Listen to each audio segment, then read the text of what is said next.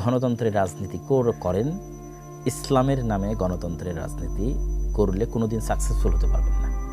ইসলামকে শুধু দাওয়ার জায়গায় রাখেন, শুধু দাওয়াতের জায়গায় রাখেন। এবার রাজনীতি করেন, আপনি বলবেন তাহলে তো আপনি ইসলামকে রাজনীতি থেকে দূরে করে দেন। দূরে করতেছি না, আপনি তো মুসলমান। যারা বিএনপির জয়লাভ করলো তাদের মধ্যে কয়জন হিন্দু আছে? আপনি খুঁজে দেখেন দেখি কয়জন হিন্দু আছে। জামাতের তো একজন হিন্দু ছিল। তাহলে বিএনপির যতজন বিজয় লাভ করলো তাদের 99% মুসলমান। শুধু কি মুসলমান, আমি এমনকে চিনি যারা 5 ওয়াক্ত সালাত আদায় করে, 5 ওয়াক্ত সালাত জামাতের সাথে আদায় করে, অন্য মানে গণতন্ত্র বাদে অন্য আর সকল বিষয়ে সর্বোচ্চ বিশুদ্ধ আকীদা লালন করে। ঠিক আছে, এরকম অসংখ্য জনকে আমি চিনি যারা এই নির্বাচনে যারা জয়লাভ করে এসেছে বিএনপি থেকে।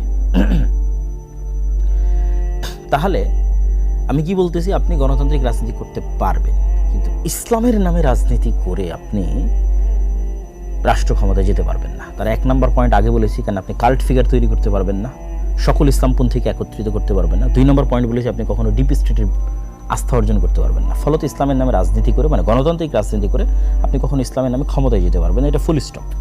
তাহলে আপনি তো মুসলমান, আপনি রাজনীতি করতে পারেন। আপনি জাস্ট ইসলামের আদর্শকে নিজের মধ্যে ধারণ করার চেষ্টা করবেন। এই গণতান্ত্রিক সিস্টেমের মধ্যে থেকে যতটুকু রাষ্ট্রের উপকার করা যায়, যতটুকু ন্যায় এবং ইনসাফ প্রতিষ্ঠা করা যায়, ততটুকু প্রতিষ্ঠা করার জন্য চেষ্টা করবেন। সেই রাজনীতি আপনি করবেন।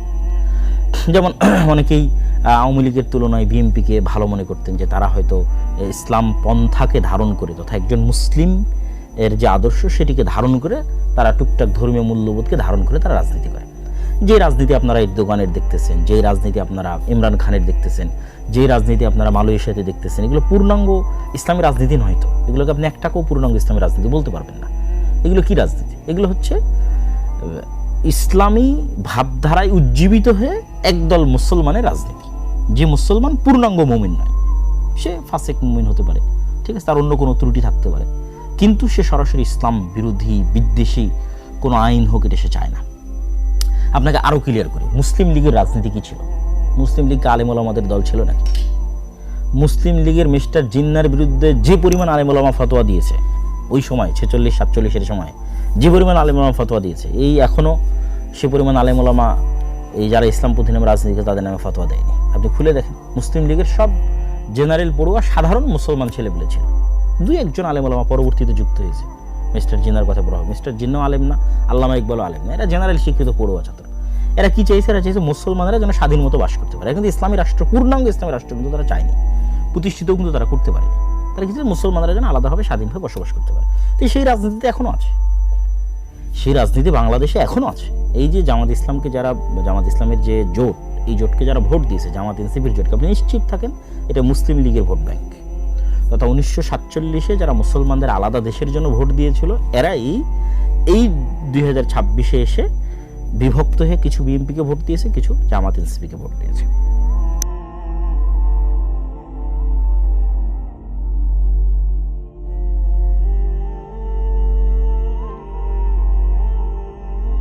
ইসলামের আপনাকে কিসের রাজনীতি করতে হবে? মুসলমানদের রাজনীতি করতে হবে। যে একজন মুসলমান, সে ইসলামের বিরুদ্ধে বিদ্বেষী কোনো কথাবার্তা বলবে না, সেই সিস্টেমকে, গণতন্ত্রের এই কুফরি সিস্টেমকে মেনে নিয়েই এর মধ্যে টুকটাক ভালো মানুষকে নিয়ে আসার জন্য চেষ্টা করবে, সেই রাজনীতি করবে। তা বলবেন তাহলে এই রাজনীতি কারা করবে? দেখেন, আমি যে তত্ত্বের কথা বলতেছি, এই তত্ত্ব যে সঠিক তত্ত্ব তার প্রমাণ ভারতই আছে। ভারতের RSS, শিবসেনা, বাজরাং দল, ঠিক আছে, এরা কিন্তু নিজেরা যেহেতু কট্টর উগ্র হিন্দুত্ববাদী বিশ্বাসী, ফলত তারা জানে যে কট্টর উগ্র হিন্দুত্ববাদ দিয়ে মানুষের ভোট নিয়ে তারা বিজয় অর্জন করে ক্ষমতায় আসতে পারবে না। তখন RSS, শিবসেনা, বাজরাং তারা কি করেছে? তারা তাদের মডারেট হিন্দুদের দিয়ে আরেকটা নতুন রাজনৈতিক দল তৈরি করেছে, তার নাম বিজেপি। বিজেপি একটা রাজনৈতিক দল, এইটা সরাসরি উগ্র হিন্দুত্ববাদ তার মেইন মতাদর্শের মধ্যে আছে লিখিতভাবে, এরকম নয়, বরং তারা RSS কর্তৃক নিয়ন্ত্রিত হয়। RSS কট্টর উগ্রবাদ, তারা বাজরাং দল, শিবসেনা কর্তৃক নিয়ন্ত্রিত, তারা কট্টর উগ্রবাদ। কিন্তু বিজেপি তারা সাধারণ হিন্দু, খুব যে হিন্দু ধর্মকে খুব ভালোভাবে মেনে চলে, খুব আল্লাহ মানে তাদের হিন্দু ধর্মের দিক থেকে খুব হিন্দু ধর্ম মেনে চলে, এরকম কিন্তু সতী সাধু এরকম কিন্তু নয়, ঠিক আছে। তো সেক্ষেত্রে এই যে জামাত ইসলাম সহ আর যারা ইসলামের নামে রাজনীতি করতেছে, সেটা ইসলামী আন্দোলন বাংলাদেশের চরমনাই হোক, সেইটা জমিয়তে কি যেন ওলামা ইসলাম একটা আছে, আর অনেক ইসলামের নামে যারা রাজনীতি করতেছে বাংলাদেশে, তাদের সকলের উচিত হবে তারা এরকম সাধারণ জেনারেল শিক্ষিত মুসলমান সন্তানদের দিয়ে একটা রাজনৈতিক দল তৈরি করবে। যেই কাজটা বিএনপি তাদেরকে অতীতে করে দিত, তারা যদি মনে করে যে এখন বিএনপি ছাড়াও তাদের এরকম একটা রাজনৈতিক দলের দরকার আছে, তাহলে এরকম একটা তারা সাধারণ মুসলমানদের এরকম একটা রাজনৈতিক দল তৈরি করবে, যেমন এনসিপি হতে পারে সেই রাজনৈতিক দল, যারা সরাসরি ইসলামী রাষ্ট্র প্রতিষ্ঠার রাজনীতি করবে না, কিন্তু এই দেশের মুসলমানদের, স্বাভাবিক মুসলমানদের যে অধিকার রক্ষার কথা সেটা করবে, যেমন ওসমান হাদি করত, যেমন আমাদের জুলাইয়ের যে ছেলেমেয়েরা তারা করতেছে। এই ধরনের ছেলে মেয়েদেরকে যদি আপনি এগিয়ে দেন, তাহলে এরা হচ্ছে একটা কাল্ট ফিগারও তৈরি করতে পারবে। কেন? যেহেতু সে সরাসরি ইসলামী নয়, ফলত এখানে ফতোয়া ফারাইজ আসবে না, মাসলাক আসবে না, মতবাদ আসবে না, আদর্শ আসবে না, শিরক বেদাত আসবে না, মানে এইগুলো নিয়ে মুসলমানদের ইসলামী দলগুলোর মধ্যে যে গণ্ডগোল সেগুলো আসবে না। তাহলে কাল্ট ফিগার একটা তৈরি করতে পারবে। 2 নম্বর, যেহেতু তারা সরাসরি ইসলামী নয়, মডারেট সাধারণ মুসলমান, সেহেতু তারা ডিপ স্টেটের আস্থা অর্জন করতে পারবে। ডিপ স্টেট যেগুলো নিয়ে অ্যালার্জেটিক, সেগুলোর বিষয়ে তারা টুকটাক ম্যানেজও করতে পারবে। ম্যানেজ করার মাধ্যমে তারা দেখা যাচ্ছে ক্ষমতায় যাবে। এবং আপনারা যে মন্দের ভালোটা চাচ্ছেন, যে মন্দের ভালো নিয়ে আপনারা গত 1 মাস যাবৎ ফেসবুক একদম তোদবাড় করে ফেলেছেন, সেই মন্দের ভালোর একমাত্র সমাধান এটা। সেক্ষেত্রে যত ইসলামের নামে গণতান্ত্রিক রাজনীতি দল আছে, এদের সবকে তাদের রাজনীতি অফ করে দিয়ে দাওয়াতি কাজ করতে হবে। তারা দাওয়াতি ফিল্ড তৈরি করবে, সন্তান তৈরি করবে, প্রজন্ম তৈরি করবে। আর ওই মুসলমানের সন্তানরা স্বাভাবিক, যতদিন অন্তত গণতান্ত্রিক সিস্টেম আছে ততদিন সেই গণতান্ত্রিক সিস্টেমে তারা রাজনীতি করবে। এটি গেল যারা গণতন্ত্রের মধ্যে দিয়ে ইসলামের রাজনীতি করতে চান তাদের জন্য পরামর্শ। যদি আপনাদের ভালো লাগে আপনারা পরামর্শ গ্রহণ করতে পারেন, আর না হলে আমি যেভাবে ফুল স্টপ দিয়েছি এটা আসলেই ফুল স্টপ।